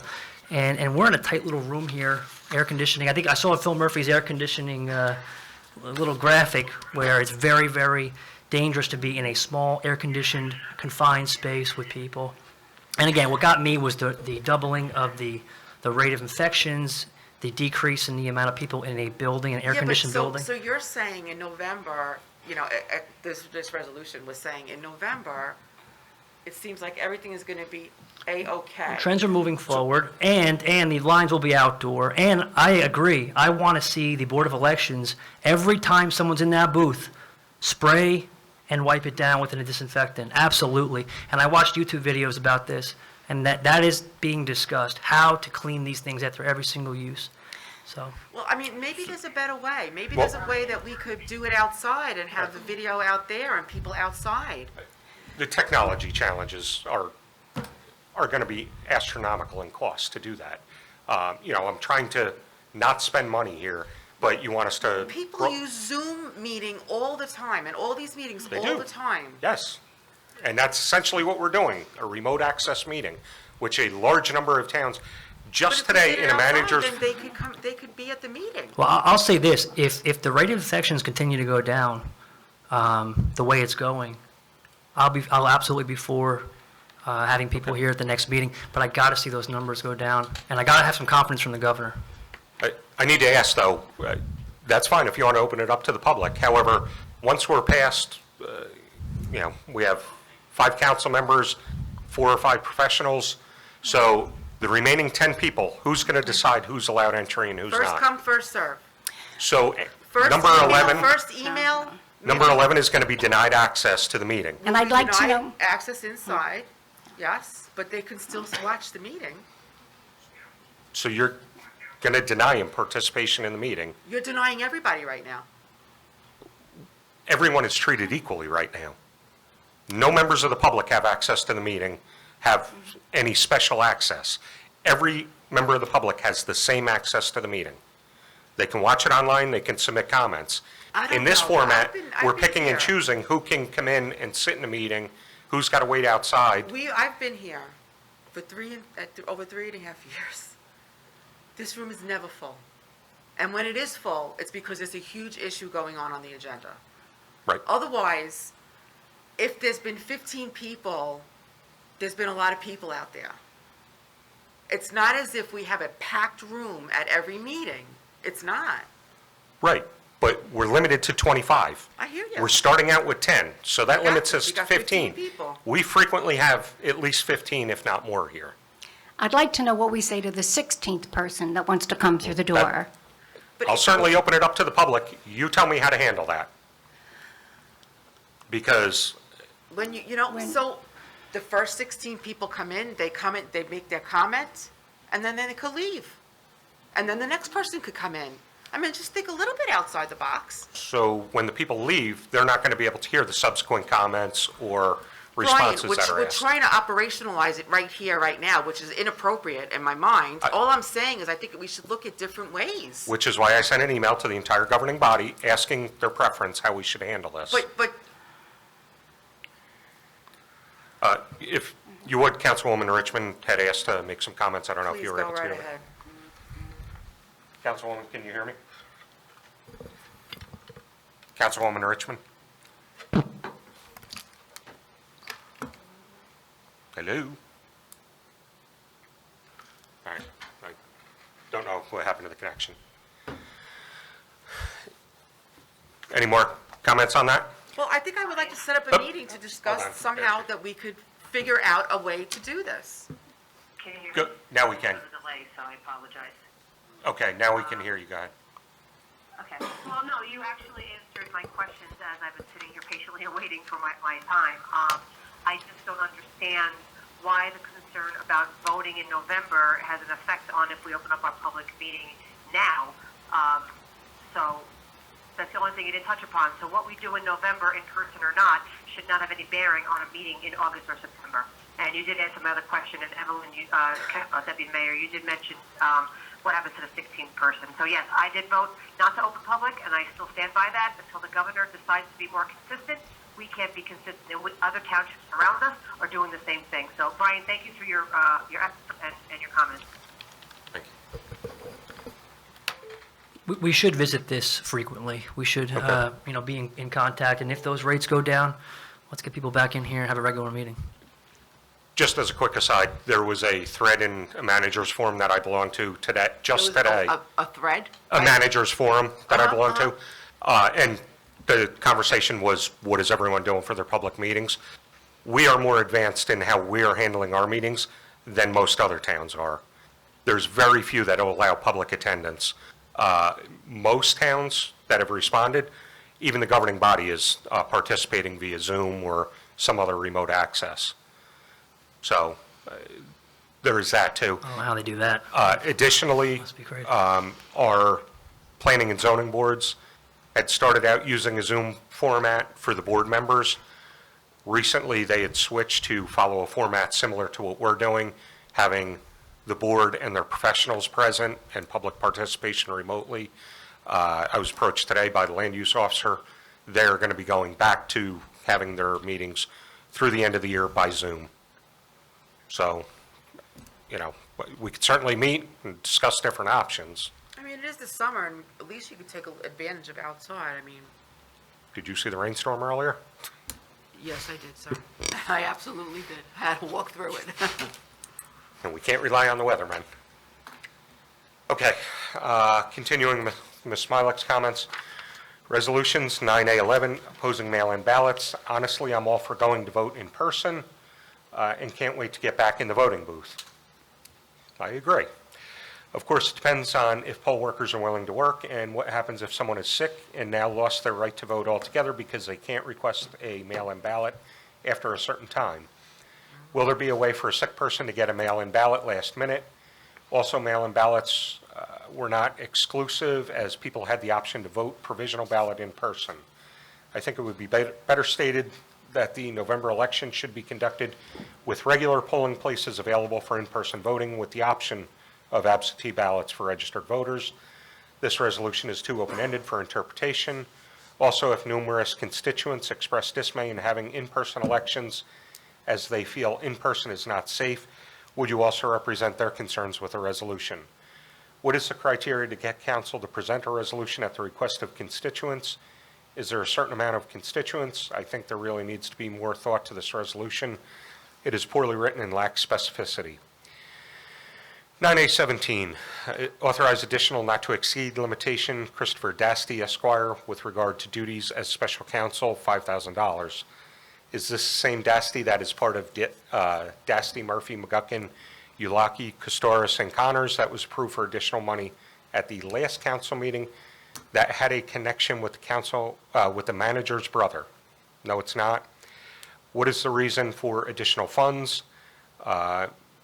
Chris Dasty has been working on our demo program of dilapidated homes, and we've had quite a bit of success in the plan that he's been working on along with Matt Howard to getting these long-standing problem homes finally demolished that, neighbors have complained about for years, decades in some cases. So, Why was the question if they're related to, something to do with your brother? Ms. Smilik made the accusation in a comment at the last meeting because there's a fake news site that is connecting my brother, who is on the council in Toms River, to an attorney in the firm that she mentioned. So, that's it. It's her reference in the last meeting to a fake news site. Is this also the Dasty resolution? Is that also because of the Oprah requests that are overwhelming, and it's costing us money, obviously, to do so? Not this particular attorney, but the other firm, the one she references as part of last month's approval to increase their funds. Right. They do a lot of work with our inundation of Oprah requests. I'm curious, can we actually get an amount on that year-to-date, on that Oprah money? How much we spent year-to-date? I'll find out. It's a lot. I'm curious what we're spending on this. And I don't typically keep track of my time, but there are some that I do, and it's a lot every year. I think we're over 1,000 already, and no signs of slowing Oprah down. requests. 1,000 Oprah requests? Oprah requests. They come in every day. So, yeah, and Chris Dasty's also representing us on a tax appeal that's made its way up to the appellate division, so. Brian, I think Ms. Smilik's question was whether they are in the same firm. Is that how I understood it? Or are they separate firms? They're separate firms, correct? Separate firms. They're separate firms. Okay. Purchase, 9A18, purchase of OEM vehicle. Is this going through the county leasing program for best pricing? That program runs every other year. And is this year? And if so, have we purchased the police and other vehicles approved in the last capital so we can get the best pricing before the end of the year? This was part of the 2019 capital program. So yes, it was part of the MCIA funding. And part of the reason it's so delayed is we're having difficulty finding dealers that can actually deliver the vehicles ordered. So the police department has gotten some of their vehicles, but not all. They've been shopping around to different dealerships, but the approval has been there and the funding is there as soon as they can locate them. Next, 9A22, change order for Freewood Acres sewers. Will this be the only change order? Has the town been proactive in getting residents to connect to water so that we get as much money back from NJ Water for the infrastructure the taxpayers had to pay for? Most likely will not be the only change order, as there's significantly large amount more of work to do. And as I said earlier, we've had a lot of residents already, they're getting the message about connecting sewer and water, but we have not yet issued our one-year notice for them. When will meetings start for the capital budget? When is the date, the one-year notice date? What month would that be? It's whenever we decide to send a letter out, which we had contemplated sending out a few months ago. However, with the onset of COVID, we had made a decision to hold off for a while for that. We are going to be approaching a deadline with New Jersey American Water that we will have to mandate the connection of sewer and water. What's the cost for hookup? What do you mean? So if I'm going to hook up, do I have to pay anything? You would have to hire your own plumber to make those connections, so. And that's it? We waive our fees. MRSA has declined to waive their fees. We wrote them a letter last year asking on behalf of the residents of Freewood Acres if they would consider a waiver. That was denied. And then, as Deputy Mayor O'Donnell referenced earlier, instead, a month ago, they decided to increase their fees effective October. When will meetings start for capital budget? I don't have an answer to that yet. We've held off on spending to every extent possible, but we are going to have to come up with the 2020 capital, if any is going to be entertained in the near future. Thank you all. Hope to see you in person at the next meeting. Tina Smilek. And she just sent in another email, apparently in response to the comments, if people want to wait outside and take turns, and everything is recorded. And that is all I have for public comments, Mayor. Okay, thank you. Prior to asking for a motion, I would like to pull out 9A.22 and 9A.11 for separate vote.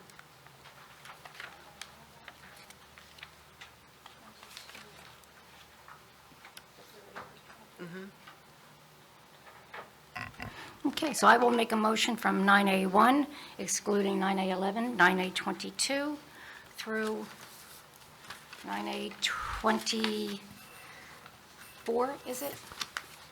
Yes. Yes. Thank you. I'll second.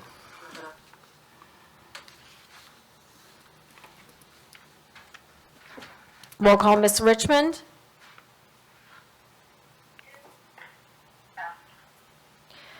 Mr. Russo? Yes. Deputy Mayor O'Donnell? Yes. Mayor Berger? Yes. May I have a motion for 9A11? Mayor, I'll make a motion to approve 9A11. A second? So, just to make sure, I had handed up an amended resolution that I thought reflected better what some of the comments I'd heard from council. So I don't know if the motion is to amend the resolution? No, the motion is to accept it.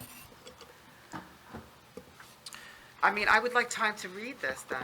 Well, there's only 2 sentences that are added, correct? They're in red. Changes are in red. Yeah. There's a change to the title, there's a change to the end of paragraph 1. it's more- Everything else is the same. And it's more clarification for So purposes. you made a correct. motion to accept this as the previous, correct, The- Tom? So I made the motion with the Okay. understanding that what was to be moved was the amended copy that we received. But that's not what you said, That's not what I asked for. But that's fine. so. So I'll we make a can motion change to the approve, motion. yeah, to approve. So I just want the public to understand that these, and Joe, can you read into the record the changes from the prior 9A11 resolution? Well, at the very least, before we discuss this, can we at least either make a motion on the original agenda item? I want to make sure my motion's proper, Deputy Mayor. Okay. Well, you don't have a So second on that yet. there's a fine. change to the title. The title now reads, in the amended version, Resolution Opposing the Sole Use of Mail-in Ballots for Elections in New Jersey. There are no other changes until we reach paragraph 1 under the, where it says, now therefore be resolved. The end of that paragraph was changed to read, Governor, Secretary of State, and county clerks, here come the change, to permit voters to use not only in-person voting, but also mail-in ballots and absentee ballots, semicolon, and then there are no other changes.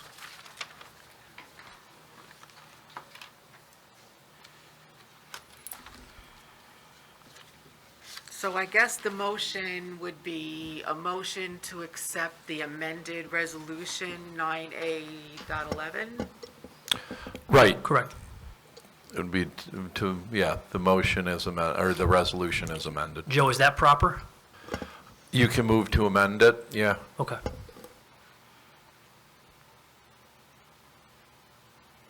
So you That's my motion. made a that- motion to amend the to- resolution? To accept the amended Amended. copy, yep, that was read into the record. Okay. I will second the amended resolution that incorporates all forms of voting and not limited to mail-in ballots only, which was what we experienced in the primary. Is now time for discussion? Correct. So, I thought I heard payment. oh, I'm sorry. Just, sorry, because there's a time delay. Councilwoman Richmond, did you have a comment?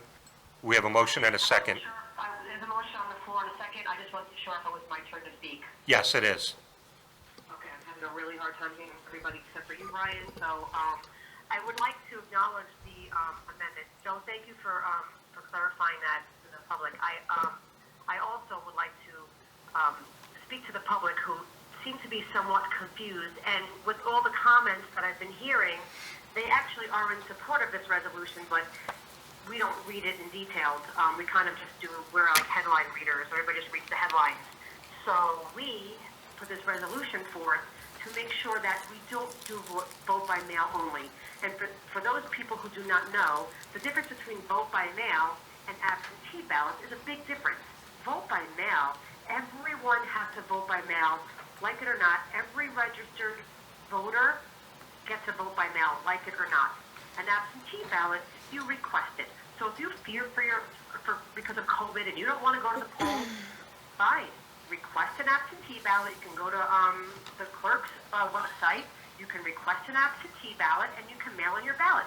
Those who would like to vote in person should have that right, absolutely. I concur with everyone that has sent in their comments. Go to the voting location safely. I'm sure that the Board of Elections will have safe guidelines in place, and you go in there and you pull your lever just like you're allowed to do. So our resolution is just trying to be clear that vote by mail ballot is not okay and should not be the only way to vote. We need the option of absentee, and we need the option to be able to vote by mail, safe and responsibly. That's our right. Thank you. Thank you, Councilwoman. Thank you. So as I'm happy that you amended the resolution as written. You know, this resolution in my mind is extremely political, but this is not a political issue. Whether you're a Republican, a Democrat, or independent, this in my mind is a pandemic issue. And it should be reflected in the resolution. So I really don't. I think this resolution was just terrible the way it was written. Well, I would totally disagree, That's fine. Mayor. I don't see how giving people three options to vote That is in an not- election is that political. That is not what I said was political. What is? It's just bashing Murphy, and who cares? I mean, at the end of the day, this was a pandemic issue. That is the reason why mail-in ballots they were looking at mail-in ballots. However, people could still go to the poll and do a Which provisional. I absolutely agree with, Deputy Mayor. I absolutely agree with that. I agree that people should be able to vote any way they like. But the way that this was written is just, in my mind, was quite immature and unprofessional. Do you feel that that is immature and unprofessional as you speak, this particular one with the additions? All he did was change two Yes. lines. I felt this was unprofessional, though it's just, I don't appreciate it. I don't appreciate the way it was written. I don't know that the pandemic is your It's- initial, Well, the reason for the full mail-in was the thought process around the country was because of the pandemic. So, and is that what you're thinking then for the November election? We should be embracing the pandemic as a possibility for the for the general election? I'm not sure I understand your question. Well, this should be fitting then, because all three ways to vote are available according to this. But that's not what I am opposing. The What mayor are has a you problem with the opposing? verbiage, but let me say this. This, I have in a my question opinion, on the floor. What is your question? My question? Yeah, what is your issue then? Well, listen, I said I did not appreciate the way it was written. I'm not quite sure I could say that any other way that you might understand it. Well, I don't look at this as a political issue. I look at this as an issue that we have the ability to vote in person if we choose, get a mail-in or an absentee ballot. That is not what's in question, Deputy Mayor. What is in question, Mayor? Again, want me to repeat it again? Yeah, I'd like you to say it in English this time. In English or Spanish, I could do as well? No, I think English would be. I don't appreciate the verbiage in the resolution.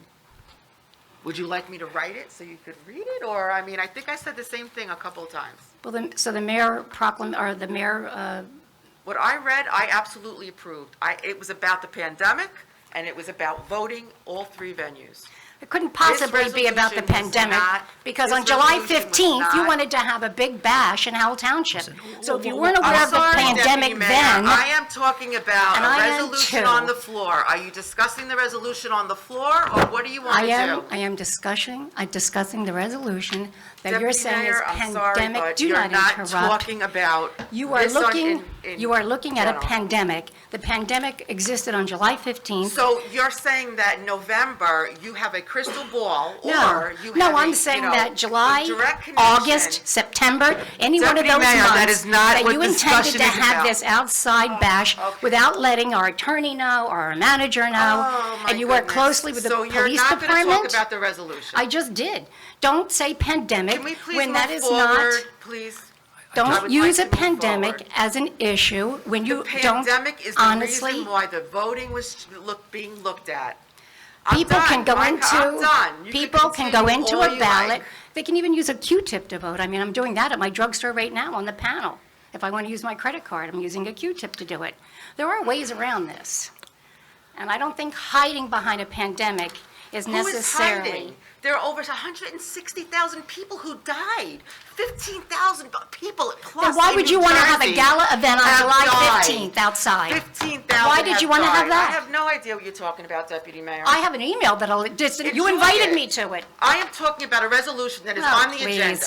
Are you talking about what's Mayor- on the agenda? Mayor, be a mayor. Be a mayor. Deputy Mayor, I am done with your silly comments. You can do this Can when we you like. please vote on the You know, resolution? bang the gavel and bring the meeting to order. How about that? Come to order, Deputy Very Mayor. good. It's about time. Wow. Can we please vote? Well, I any other just would, conversation? well, Deputy Mayor, are your comments finished? For the time being. Okay, do I have the floor? You, sir. Thank you, Mayor. So I understand what the mayor's saying about the verbiage. I take the position that the verbiage sends a message. And I acknowledge the verbiage, I do, Mayor, I do. It sends a message. The governor is going to make a decision this week about in-person voting. And if towns don't start sending messages to the governor about having the ability to access the voting booth, I feel that we're doing a disservice to the people of Howell. That's all I have to say. Thank you, Mayor. Well, I agree with, it is a disservice. I'm not asking for that. No, I know. So, may I have a motion to pass Resolution 9A.11? We have a motion and a second Okay. for the amended resolution. Perfect, thank you, I'm Okay. sorry. Okay. Roll call. Got my place. Ms. Richmond? Yes. Mr. Russo? Yes. Deputy Mayor O'Donnell? Yes. Mayor Berger? For the reasons I mentioned, I'm answering no. My vote is no.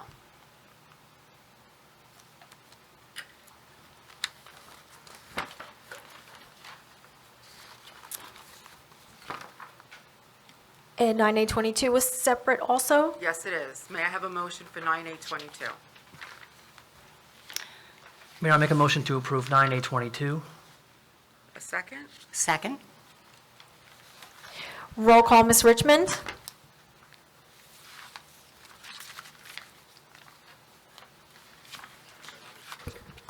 Councilwoman Richmond, we're doing the roll call for 9A22, the Freewood Acres Amendment. Councilwoman Richmond, are you there? Yes. That's a yes vote? Yes. Okay, thank you. Mr. Russo? Yes. Deputy Mayor O'Donnell? Yes. Mayor Berger? Yes.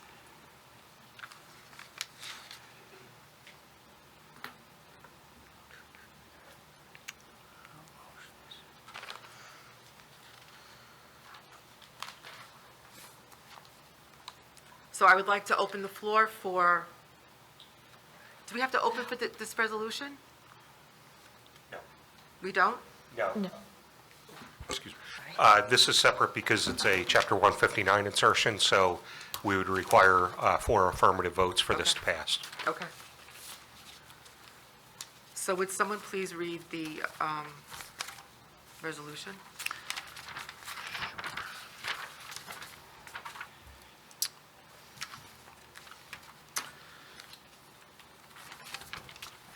bear with me, I'm just Do you pulling want me it to up. read it? Do you have it up? Yeah, I do. Okay. Resolution of the Township of Howell, County of Monmouth, State of New Jersey, providing for the insertion of a special item of revenue in the 2020 budget of the Township of Howell pursuant to NJSA 40A-4-87, Chapter 159, PL 1948. Whereas NJSA permits the Director of Division of Local Government Services to approve the insertion of any special item revenue in the municipal budget when such items shall have been made available by law and the amount thereof shall not have been determined at the time of the adoption of the budget. And whereas the Council of the Township of Howell has been awarded a total of $93,357 from the U.S. Department of Justice for the fiscal year 2020. Whereas the council wishes to increase its anticipated revenue by $93,357 to account for the funds the U.S. Department of Justice has authorized to the Township of Howell, and whereas the Council of the Township of Howell wishes to appropriate the funds in accordance with the grant requirements. Let it be resolved by the council, not less than two-thirds of all members therefore affirmatively concurring that application is hereby made to the Director, Division of Local Government Services for an increase of a special item revenue of the 2020 budget entitled Miscellaneous Revenues, Section F, Public and Private Revenue Offset with Appropriations. U.S. Department of Justice 2020 COPS Community Policing Development Micro Grant, $93,357. Let it be further resolved that operations excluded from CAPS, public and private programs offset by revenue, U.S. Department of Justice 2020 COPS Community Policing Development Micro Grant, and other expenses is $93,357. Let it be resolved that one copy of this resolution will be electronically forwarded to the Director, Division of Local Government Services with the copy of the award letter for his approval.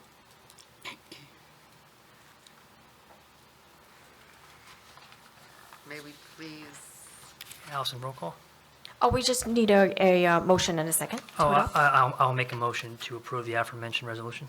Second. Roll call, Ms. Richmond? Yes. Mr. Russo? Yes. Deputy Mayor O'Donnell? Yes. Mayor Berger? yes.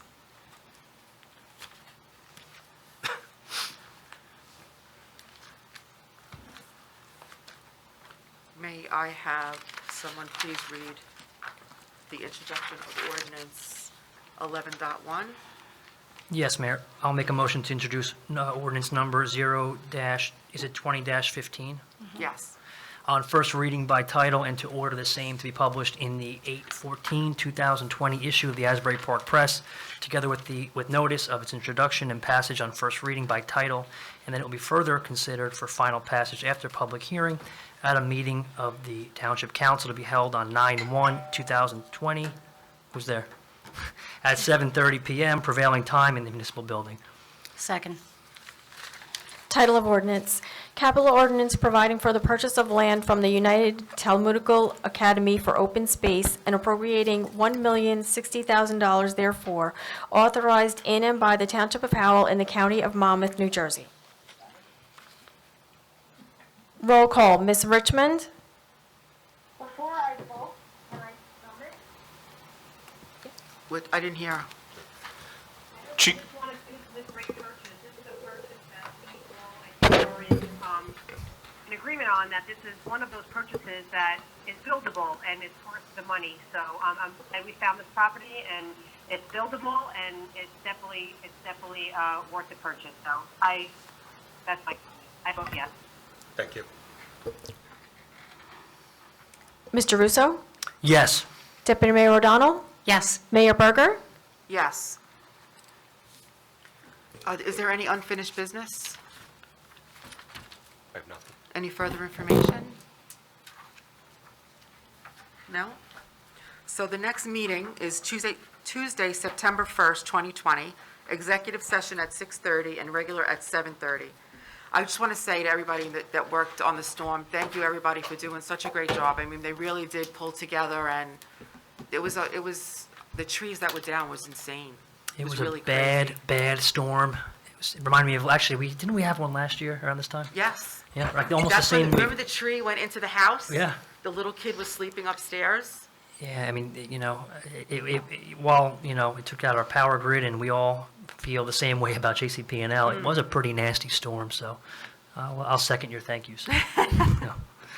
So I would ask for a motion to adjourn. Motion to adjourn. A second? Second? Thank you. Roll call, Ms. Richmond?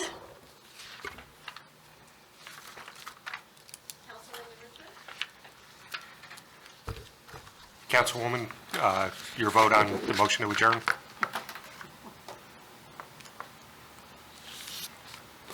I think she votes no. Mr. Russo? Yes. Oh, There's a delay with this. Ms. Richmond, are you there? I'm so sorry, but yes, I Okay. Okay. Thank you. Deputy Mayor O'Donnell? Yes. Mayor Berger? Yes, ma'am, thank you.